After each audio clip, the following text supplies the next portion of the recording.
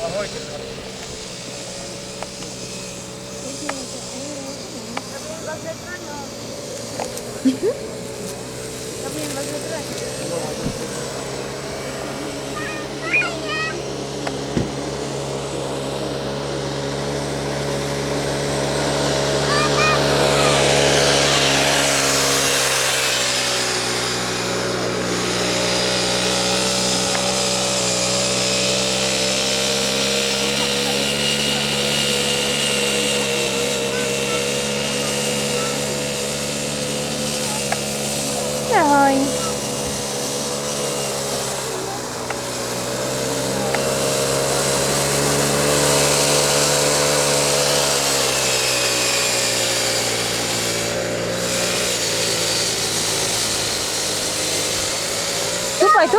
Tupoj, Adam.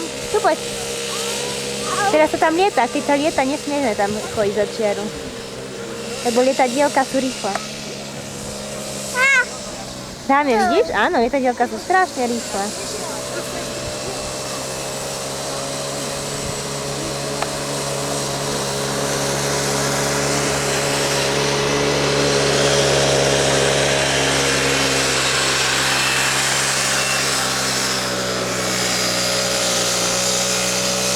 Adam.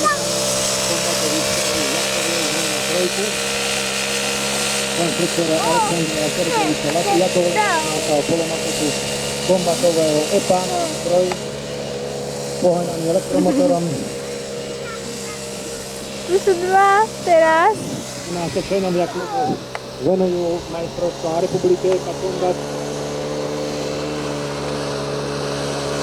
Dvakrát do roka sa poriadajú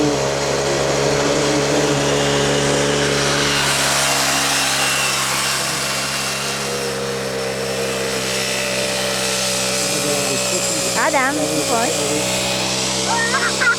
Jej.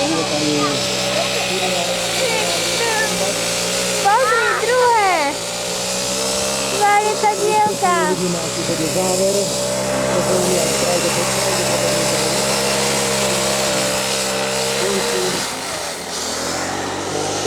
Pri ukončení majstrovstiev republiky EPA Kombat. Teraz lietajú 6 alebo aj 7 podľa počtu pretekárov. Majú zavesenú stuhu na chvostových plochách a snaha protivníka je stuhu vrtuľov alebo krídlom protivníkovi useknúť. Tým vlastne získava body do ďalších kôl. A keďže sú tam 4 kola alebo 5 jednofinálové, tak sa body sčítavajú. A na konci sa potom letí semifinálové finálové kolo, ktoré trvá 7 minút.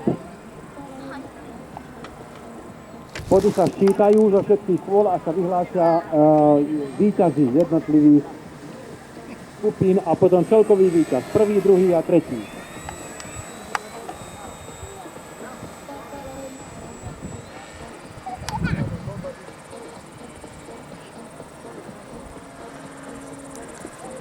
Vo vzduchu je tiež polomaketa Cessny 182.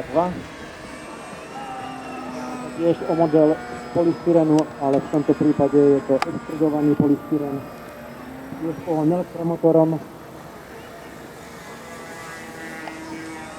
Ako som spomínal, tieto modely sú dostupné, sú prevedení ARF, je takmer pripravené k letu. Namontuje sa tam, zapojí sa tam prijímač, pohonný zdroj, a v niektorých sú zabudované aj servá, čiže príprava k letu je skutočne krátka. Tieto modely sú vyrábané prevažne v Číne, teda sú aj cenovo dostupné.